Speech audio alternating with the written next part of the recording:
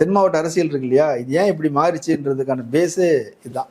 Collector தலைமையில் ஒரு piece meeting போடணும் அப்படின்னு. எலெக்ஷன் முடிஞ்சிருச்சு, சண்டை சச்சரவுங்கிறதுல சகஜம். அது இங்கே மட்டும் நடக்கலை, எல்லா பக்கமும் வந்திருக்குது.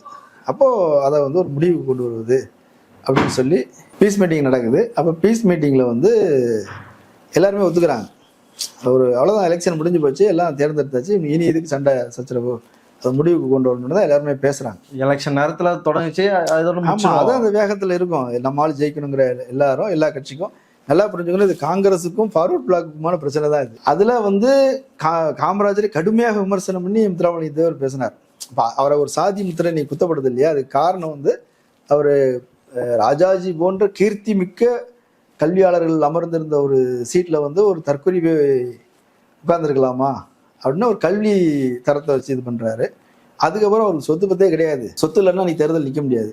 அவன் பேரில் வந்து நான் தான் ஒரு ஆட்டுக்குட்டியை வாங்கி கொடுத்து அதை வந்து சொத்துன்னு கணக்கு காட்டி நான் தான் வந்து தேர்தலில் நிற்க வச்சேன், அவன் வந்து எனக்கு எதிராக நிற்க, எனக்கு சமமா, இப்படியான அந்த டோன் தான் இன்னைக்கு திரும்பி பார்க்கும்போது அவர் ஒரு சாதி வெறியர் என்பது போல ஒரு தோற்றத்தை உருவாக்குது.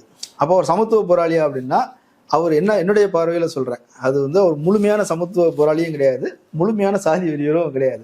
இந்த சமூகம் எப்படி ஒன்று உருவாகி இருந்ததோ அதில் கொஞ்சம் நல்லெண்ணம் கொண்ட, ஏற்றத்தாழ்வு ஒழியணும், சமத்துவம் வரணும்னு நினைச்ச ஒரு நபர். அவருடைய கேரக்டரில் அது பெருசாக ஒரு மாற்றத்தை ஏற்படுத்திச்சான்னா அது கேள்விக்குறி தான். அதுக்கு பின்னாடி தான் அது ஜாதியாக மாறிடுது. இப்போ வரைக்கும் அவர் எல்லாருக்குமான தலைவர் தான், எல்லா சமூகங்களும் அதில் இருக்கிறாங்க. இந்த எலெக்ஷனில் தான் அது வந்து இப்படி மாறிடுது, தேவர் வர்சஸ் அதர்ஸ் அப்படின்ற மாதிரி மாறிடுது.